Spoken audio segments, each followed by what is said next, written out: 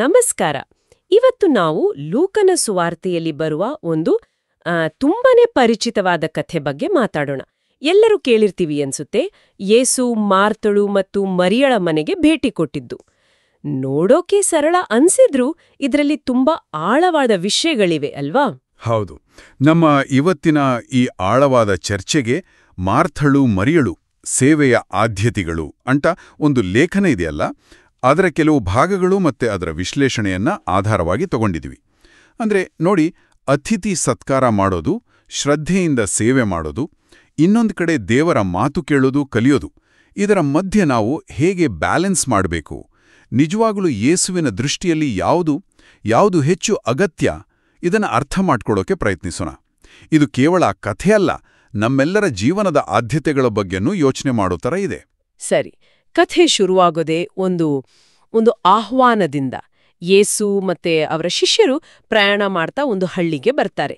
ಅಲ್ಲಿ ಮಾರ್ಥ ಅಂತ ಒಬ್ಬ ಮಹಿಳೆ ಬಹುಶಃ ತುಂಬಾ ಪ್ರೀತಿಯಿಂದ ಅವರನ್ನ ತನ್ನ ಮನೆಗೆ ಕರೀತಾಳೆ. ಹೌದು. ನೋಡಿ, ಆ ಕಾಲದ ಯಹೂದಿ ಸಂಸ್ಕೃತಿಯಲ್ಲಿ ಇದು ಮಾಮೂಲಿ ವಿಷಯ ಅಲ್ಲ. ಒಬ್ಬ ಹೆಸರುವಾಸಿ ರಬ್ಬಿ ಅಂದ್ರೆ ಗುರು, ಅದರಲ್ಲೂ ಯೇಸುವಿನಂಥವರು ಮತ್ತೆ ಅವರ ಶಿಷ್ಯರ ಗುಂಪನ್ನೇ ಮನೆಗೆ ಕರೆದು ಉಪಚರಿಸೋದು, ಅದು ದೊಡ್ಡ ಗೌರವದ ವಿಷಯ, ದೊಡ್ಡ ಜವಾಬ್ದಾರಿನೂ ಹೌದು. ಸೊ ಮಾರ್ತಳ ಆಹ್ವಾನದಲ್ಲಿ ಅವಳಿಗೆ ಯೇಸುವಿನ ಮೇಲೆ ಇದ್ದ ಪ್ರೀತಿ, ಗೌರವ, ಭಕ್ತಿ ಎಲ್ಲ ಕಾಣಿಸುತ್ತೆ. ಅದು ಒಂಥರ ಧೈರ್ಯದ ನಡೆ ಕೂಡ. ಖಂಡಿತ. ಆದ್ರೆ ಮನೆ ಒಳಗೆ ಹೋದ ತಕ್ಷಣನೇ ಸೀನ್ ಚೇಂಜ್ ಆಗತ್ತೆ. ಎರಡು ಬೇರೆ ಬೇರೆ ಚಿತ್ರಣಗಳು, ತದ್ವಿರುದ್ಧವಾದ ದೃಶ್ಯಗಳು ಕಾಣುತ್ತೆ ನಮಗೆ. ಒಂದು ಕಡೆ ಮಾರ್ತಳು, ಅವಳು ಅತಿಥಿ ಸತ್ಕಾರದ ತಯಾರಿ, ಅಡುಗೆ, ಓಡಾಟ, ಅಬ್ಬಬ್ಬ 108 ಕೆಲಸಗಳಲ್ಲಿ ಸಿಕ್ಕಿ ಹಾಕೊಂಡು ಅಕ್ಷರಶಃ ಗಡಿಬಿಡಿಯಲ್ಲಿ ಮುಳುಗಿ ಹೋಗಿದ್ಲು ಅಂತ ಬೈಬಲ್ ಹೇಳುತ್ತೆ. ಆ ಗಡಿಬಿಡಿ ಅನ್ನೋ ಪದಾನೇ ಮುಖ್ಯ ಅಲೆ. ಹೌದು. ಇನ್ನೊಂದ್ ಕಡೆ ಅವಳ ತಂಗಿ ಮರಿಯಳು, ಈಕೆ ಆ ಎಲ್ಲಾ ಲೌಕಿಕ ಜಂಜಾಟ, ಗಲಾಟೆ ಎಲ್ಲ ಬಿಟ್ಟು ತುಂಬಾ ಶಾಂತವಾಗಿ ಪ್ರಭುವಿನ ಪಾದದ ಹತ್ರ ಕೂತು ಅವರ ಬೋಧನೆಯನ್ನ ಕೇಳ್ತಾ ಇದ್ಲು. ಈ ವ್ಯತ್ಯಾಸ ಇದೆಲ್ಲ, ಇದು ತುಂಬಾ ಗಮನ ಸೆಳೆಯುತ್ತೆ ಅಲ್ವಾ? ಖಂಡಿತವಾಗಿಯೂ. ಇಲ್ಲಿ ಮರಿಯಳು ಕೂತಿದ್ದ ಪೋಸ್ಚರ್, ಅಂದ್ರೆ ಪ್ರಭುವಿನ ಪಾದದ ಹತ್ತಿರ ಕೂತ್ಕೊಳ್ಳೋದು, ಇದು ಸುಮ್ಮನೆ ಕೂತಿದ್ದಲ್ಲ. ಇದು ಆ ಕಾಲದ ಸಂಸ್ಕೃತಿಯಲ್ಲಿ ಒಂದು ನಿರ್ದಿಷ್ಟ ಅರ್ಥವನ್ನ ಹೊಂದಿತ್ತು. ಇದನ್ನ ಶಿಷ್ಯತ್ವದ ಭಂಗಿ ಅಂತ ಕರೀತಾರೆ, ಅಂದ್ರೆ ಪೋಸ್ಚರ್ ಆಫ್ ಡಿಸೈಪಲ್ಶಿಪ್. ಸಾಮಾನ್ಯವಾಗಿ ಒಬ್ಬ ಗುರುವಿನ ಕಾಲ ಹತ್ತಿರ ಕೂತು ನೇರವಾಗಿ ಪಾಠ ಕಲಿಯೋ ಅವಕಾಶ, ಅಧಿಕಾರ ಅದು ಗಂಡಸರಿಗೆ, ಪುರುಷ ಶಿಷ್ಯರಿಗೆ ಮಾತ್ರ ಇರ್ತಿತ್ತು. ಹೋ, ಹೌದಾ? ಅಂದ್ರೆ ಮರಿಯಳು ಕೇವಲ ಯೇಸುವಿನ ಮಾತು ಕೇಳ್ತಿರ್ಲಿಲ್ಲ, ಅವಳ ಅಕ್ಷರಶಃ ಒಬ್ಬ ಶಿಷ್ಯೆಯ ಸ್ಥಾನದಲ್ಲಿ ಕೂತಿದ್ಲು ಅಂತಾಯ್ತು. ಇದು ಆ ಕಾಲಕ್ಕೆ ದೊಡ್ಡ ವಿಷಯವೇ ಇರಬೇಕು, ಒಂಥರ ಕ್ರಾಂತಿಕಾರಿ ನಡೆನೇ ಇರಬೇಕದು. ನಿಖರವಾಗಿ. ಅವಳು ಅವತ್ತಿನ ಸಾಂಪ್ರದಾಯಿಕ ಲಿಂಗಪಾತ್ರಗಳು, ಸಮಾಜದ ಕಟ್ಟುಪಾಡುಗಳನ್ನ ಮೀರಿ ನಿಂತಾಗಾಯ್ತು. ಅವಳ ಪ್ರಕಾರ ಯೇಸುವಿನಿಂದ ಕಲಿಯೋದು, ಆತನ ಜೊತೆ ಇರೋದು ಇದೆಯಲ್ಲ, ಅದು ಪ್ರಪಂಚದ ಬೇರೆ ಎಲ್ಲಾ ಕೆಲಸಗಳಿಗಿಂತ, ಅಷ್ಟೇ ಏಕೆ ಅತಿಥಿ ಸತ್ಕಾರದಂತಹ ಒಂದು ಪುಣ್ಯದ ಕೆಲಸಕ್ಕಿಂತನೂ ಹೆಚ್ಚು ಮುಖ್ಯವಾಗಿತ್ತು. ಅವಳ ಪ್ರಯಾರಿಟಿ ತುಂಬಾನೇ ಕ್ಲಿಯರ್ ಆಗಿತ್ತು. ಇದು ಮಾರ್ತಳಿಗೆ ಸಹಿಸೋಕ್ಕಾಗ್ಲಿಲ್ಲ ಅನ್ಸುತ್ತೆ. ಬಹುಶಃ ನಾನು ಒಬ್ಳೇ ಇಲ್ಲಿ ಕಷ್ಟಪಡ್ತಾ ಇದ್ದೀನಿ ಅನ್ನೋ ಭಾವನೆ, ಸ್ವಲ್ಪ ಕಿರಿಕಿರಿ, ಹತಾಶೆ ಎಲ್ಲ ಸೇರಿರ್ಬೇಕು. ಅವಳು ನೇರವಾಗಿ ಯೇಸುವಿನತ್ರ ಹೋಗಿ ತನ್ನ ಬೇಜಾರನ್ನ ಹೇಳ್ಕೊಳ್ತಾಳೆ. ಪ್ರಭು, ನೋಡಿ, ನನ್ನ ತಂಗಿ ಎಲ್ಲ ಸರ್ವೀಸ್ ಕೆಲಸವನ್ನೆಲ್ಲ ನನ್ನ ಒಬ್ಬಳ ಮೇಲೇನೆ ಹಾಕಿ ಕೂತಿದ್ದಾಳೆ. ನಿಮ್ಗಿದು ಕಾಣ್ತಿಲ್ವಾ? ಅಥವಾ ನಿಮ್ಗೆ ಚಿಂತೆ ಇಲ್ವಾ? ಪ್ಲೀಸ್ ಅವಳಿಗೆ ಹೇಳಿ, ನನಗೆ ಹೆಲ್ಪ್ ಮಾಡೋಕೆ ಹೇಳಿ ಅಂತ ಕೇಳ್ತಾಳೆ. ಇದು ಬರೀ ರಿಕ್ವೆಸ್ಟ್ ಅಲ್ಲ, ಇದರಲ್ಲಿ ಒಂದು ಕಂಪ್ಲೇಂಟ್ ಧ್ವನಿ ಇದೆ. ಹೌದು, ಅದು ಗಮನಿಸಬೇಕಾದ ದೂರು. ಮಾರ್ತಳು ಮಾಡ್ತಿದ್ದ ಸೇವೆ, ಗ್ರೀಕ್ನಲ್ಲಿ ಅದಕ್ಕೆ ಡಯಾಕೋನಿಯಾ ಅಂತಾರೆ. ಅದು ಒಳ್ಳೆ ಕೆಲ್ಸವೇ, ತಪ್ಪೇನಿಲ್ಲ. ಆದ್ರೆ ಅದೇ ಕೆಲ್ಸ ಅವಳಿಗೆ ಒಂದು ಮಾನಸಿಕ ಅಡೆತಡೆಯಾಗಿತ್ತು. ಮೂಲ ಗ್ರೀಕ್ ಪದ ಪೆರಿಸ್ಪಾವೋ ಅಂತ ಇದೆ. ಅಂದ್ರೆ ಮನಸ್ಸು ಚದುರಿ ಹೋಗಿತ್ತು, ಗಮನ ಬೇರೆ ಕಡೆ ಸೆಳೆಯಲ್ಪಟ್ಟಿತ್ತು, ಡಿಸ್ಟ್ರಾಕ್ಟ್ ಆಗಿತ್ತು ಅಂತ ಅರ್ಥ. ಓ, ಅಂದ್ರೆ ಅವಳ ಗಮನ ಹರಿದು ಹಂಚೋಗಿತ್ತು ಅಲ್ವಾ? ಹೌದು. ಅವಳು ಫಿಸಿಕಲಿ ಯೇಸುವಿನ ಜೊತೆ ಇದ್ರು, ಅವರ ಮನೆಯಲ್ಲಿದ್ರು, ಮೆಂಟಲಿ ಅಲ್ಲಿರ್ಲಿಲ್ಲ. ಅವಳ ಮನಸ್ಸೆಲ್ಲ ಅಡಿಗೆ, ಸರ್ವ್ ಮಾಡೋದು ಎಲ್ಲ ನೀಟಾಗಿದ್ಯಾ, ಇದರಲ್ಲೇ ಸಿಕ್ಕಾಕೊಂಡಿತ್ತು. ನಿಜ. ವಿಪರ್ಯಾಸ ಅಂದ್ರೆ ಅವಳು ಯಾಳಿಗೋಸ್ಕರ ಅಷ್ಟೆಲ್ಲ ಕಷ್ಟಪಡ್ತಾ ಇದ್ಲು, ಆ ಮುಖ್ಯ ಅತಿಥಿ, ಆ ಯೇಸುವಿನ ಮೇಲೆ, ಆತನ ಮಾತಿನ ಮೇಲೆ, ಆತನ ಸಾನ್ನಿಧ್ಯದ ಮಹತ್ವದ ಮೇಲೆ ಅವಳ ಗಮನ ಇರಲೇ ಇಲ್ಲ. ಅವಳು ಮಾಡ್ತಿದ್ದ ಒಳ್ಳೆ ಕೆಲಸವೇ ಆ ಕ್ಷಣದಲ್ಲಿ ಅವಳಿಗೂ ಯೇಸುವಿಗೂ ಮಧ್ಯ ಒಂದು ಗೋಡೆ ಥರ ಆಗ್ಬಿಟ್ಟಿತ್ತು. ಅಷ್ಟೇ ಅಲ್ಲ ನೋಡಿ, ಅವಳ ದೂರು ಬರೀ ಮರಿಯಳ ಬಗ್ಗೆ ಇರಲಿಲ್ಲ. ನೀವು ಇದನ್ನ ಗಮನಿಸಬಾರ್ದಾ ಅಥವಾ ನಿಮ್ಗೆ ಚಿಂತೆ ಇಲ್ವಾ ಅಂತ ಕೇಳಿದ್ರಲ್ಲಿ ಅವಳು ಪರೋಕ್ಷವಾಗಿ ಯೇಸುವಿನ ಮೌನವನ್ನೇ ಪ್ರಶ್ನೆ ಮಾಡ್ತಾ ಇದ್ಲು. ಮರಿಯಳು ಮಾಡ್ತಾ ಇರೋದನ್ನ ಯೇಸು ಯಾಕೆ ಒಪ್ಕೊಳ್ತಾ ಇದ್ದಾರೆ ಅನ್ನೋ ಬೇಸರ ಅವಳಲ್ಲಿತ್ತು. ಇನ್ನೊಂದು ರೀತಿಯಲ್ಲಿ ಹೇಳೋದಾದ್ರೆ ಅವಳು ಯೇಸುವಿನ ಆದ್ಯತೆಗಳನ್ನೇ ಚೇಂಜ್ ಮಾಡೋಕೆ, ತನ್ನ ಪಾಯಿಂಟ್ ಆಫ್ ವ್ಯೂ ಪ್ರಕಾರ ಯೇಸು ನಡಿಬೇಕು ಅಂತ ಒತ್ತಾಯಿಸ್ತಾ ಇದ್ಲು. ಇದಕ್ಕೆ ಯೇಸುವಿನ ರಿಯಾಕ್ಷನ್ ಇದೆಯಲ್ಲ, ಅದು ನಿಜಕ್ಕೂ ಆಶ್ಚರ್ಯ ತರುತ್ತೆ. ಆತ ಅವಳನ್ನ ಗದ್ರಿಸಲ್ಲ, ಕೋಪ ಮಾಡ್ಕೊಳ್ಳಲ್ಲ. ಬದಲಾಗಿ ತುಂಬಾ ಮೃದುವಾಗಿ ಅವಳ ಹೆಸರನ್ನ ಎರಡೆರಡು ಸಾರಿ ಹೇಳ್ತಾರೆ, ಮಾರ್ಥ ಮಾರ್ಥ ಅಂತ.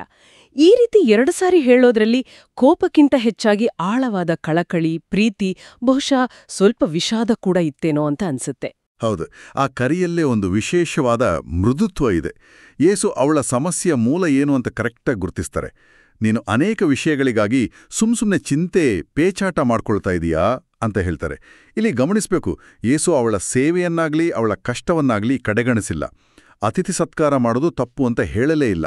ಹೌದು, ಆದ್ರೆ ಅವಳ ಒಳಗಿನ ಸ್ಥಿತಿ, ಆ ವಿಪರೀತ ಚಿಂತೆ, ಆ ಗಡಿಬಿಡಿ, ಆ ಚಂಚಲ ಮನಸ್ಸು ಅದನ್ನ ಸರಿಪಡಿಸೋಕೆ ಪ್ರಯತ್ನಪಟ್ರು. ಅಂದ್ರೆ ಸಮಸ್ಯೆ ಅವಳು ಮಾಡ್ತಿದ್ದ ಕೆಲಸದಲ್ಲಿರ್ಲಿಲ್ಲ, ಬದಲಾಗಿ ಕೆಲಸದ ಬಗ್ಗೆ ಅವಳಿಗಿದ್ದ ಮನೋಭಾವದಲ್ಲಿತ್ತು, ಅವಳ ಆತಂಕದಲ್ಲಿತ್ತು. ನಿಖರವಾಗಿ ಆತ ಅವಳ ಹೃದಯದ ಸ್ಥಿತಿಯನ್ನ ಗಮನಿಸ್ತಾ ಇದ್ರು. ಆಮೇಲೆ ಯೇಸು ಮುಂದುವರೆದು ಒಂದು ಬಹಳ ಮುಖ್ಯವಾದ ಮಾತು ಹೇಳ್ತಾರೆ. ಈ ಇಡೀ ಘಟನೆಯ ತಿರುಳು ಅಂತಾನೆ ಹೇಳ್ಬೋದು. ಆದರೆ ಅಗತ್ಯವಾದದು ಒಂದೇ, ಒನ್ ಥಿಂಗ್ ಇಸ್ ನೀಡೆಡ್ ಅಂತ.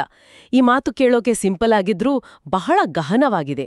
ಒಂದೇ ಒಂದು ಅಗತ್ಯವಾದ ವಿಷಯ, ಅದು ಏನು ಅಂತ ಕುತೂಹಲ ಮೂಡಿಸುತ್ತೆ. ನಿಜವಾಗ್ಲೂ ಯೇಸುವಿನ ಪ್ರಕಾರ ಅಷ್ಟು ಮುಖ್ಯವಾದದ್ದು ಯಾವುದು? ಯೇಸುವಿನ ಮಾತುಗಳನ್ನ, ಆ ಸನ್ನಿವೇಶವನ್ನ ಗಮನಿಸಿದ್ರೆ ಆ ಒಂದೇ ಒಂದು ಅಗತ್ಯವಾದ ವಿಷಯ ಅಂದ್ರೆ ಮರಿಯಳು ಏನ್ ಮಾಡ್ತಾ ಇದ್ಲೋ ಅದು. ಅಂದ್ರೆ ಆತನ ಪಾದದ ಹತ್ತಿರ ಕೂತು ಆತನ ಮಾತುಗಳನ್ನ ಕೇಳೋದು, ಅಂದ್ರೆ ದೇವರ ಜೊತೆ ಒಂದು ಆಳವಾದ ಪರ್ಸನಲ್ ರಿಲೇಷನ್ಶಿಪ್ ಇಟ್ಕೊಳ್ಳೋದು, ಆತನ ಪ್ರೆಸೆನ್ಸನ್ನ ಅನುಭವಿಸೋದು.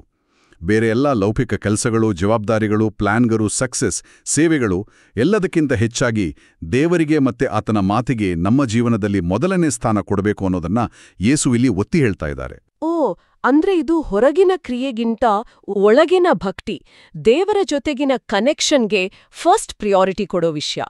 ಕೆಲಸ ಮುಖ್ಯ ಅಲ್ಲ ಅಂತಲ್ಲ, ಆದ್ರೆ ಆ ಕೆಲ್ಸಕ್ಕೆ ಮೂಲ ಎಲ್ಲಿರ್ಬೇಕು ಅನ್ನೋದನ್ನ ಯೇಸು ಕ್ಲಿಯರ್ ಮಾಡ್ತಾ ಇದ್ದಾರೆ. ಹೌದು, ನಮ್ಮ ಕೆಲಸಗಳೆಲ್ಲ ಈ ಒಳಗಿನ ಸಂಬಂಧದಿಂದ ಹರಿದು ಬರಬೇಕು ಹೊರತು ಆ ಸಂಬಂಧದ ಜಾಗವನ್ನೇ ತಗೋಬಾರ್ದು. ಇದನ್ನ ಸ್ಪಷ್ಟಪಡಿಸಿದ ಮೇಲೆ ಯೇಸು ಮರಿಯಳ ಆಯ್ಕೆಯನ್ನ ನೇರವಾಗಿ ಹೊಗಳ್ತಾರೆ, ಸಪೋರ್ಟ್ ಮಾಡ್ತಾರೆ. ಮರಿಯಳು ಉತ್ತಮವಾದುದನ್ನೇ ಆರಿಸಿಕೊಂಡಿದ್ದಾಳೆ, ಅದನ್ನಾಕೆಯಿಂದ ಕಸಿದುಕೊಳ್ಳಲಾಗದು ಅಂತ ಖಚಿತವಾಗಿ ಹೇಳ್ತಾರೆ. ಇಲ್ಲಿ ಉತ್ತಮವಾದುದು ಅಂತ ಭಾಷಾಂತರ ಮಾಡಿರೋ ಮೂಲ ಗ್ರೀಕ್ ಪದ ಟೇನ್ ಆಗಥೇನ್ ಮೆರಿದಾ. ಇದರ ಅಕ್ಷರಶಃ ಅರ್ಥ ಒಳ್ಳೆಯ ಪಾಲು ಅಥವಾ ಶ್ರೇಷ್ಠವಾದ ಪಾಲು. ಇದು ಬರೀ ಆ ಕ್ಷಣಕ್ಕೆ ಮಾಡಿದ ಒಂದು ಟೆಂಪರರಿ ಒಳ್ಳೆ ಚಾಯ್ಸ್ ಅಲ್ಲ.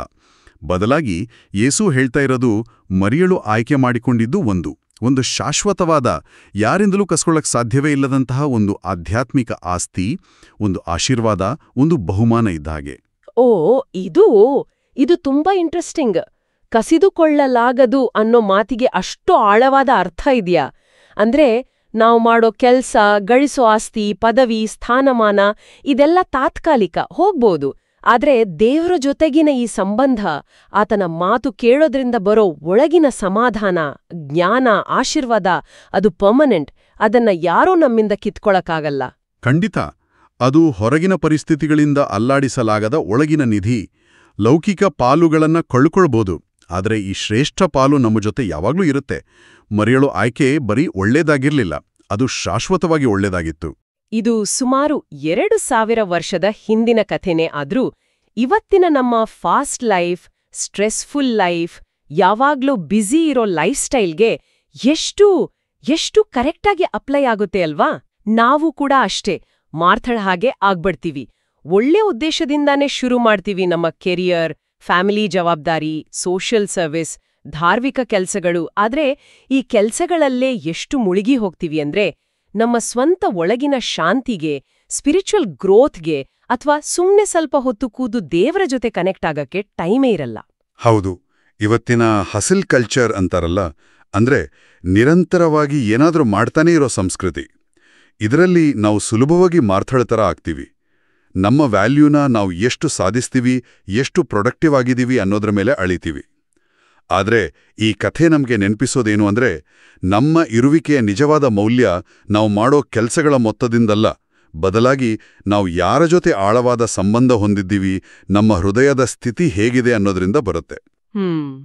ಹಾಗಾದ್ರೆ ಈ ಕಥೆಯಿಂದ ಇವತ್ತಿನ ಜೀವನಕ್ಕೆ ನಾವು ತಗೋಬಹುದಾದ ಮುಖ್ಯವಾದ ಪಾಠಗಳೇನು?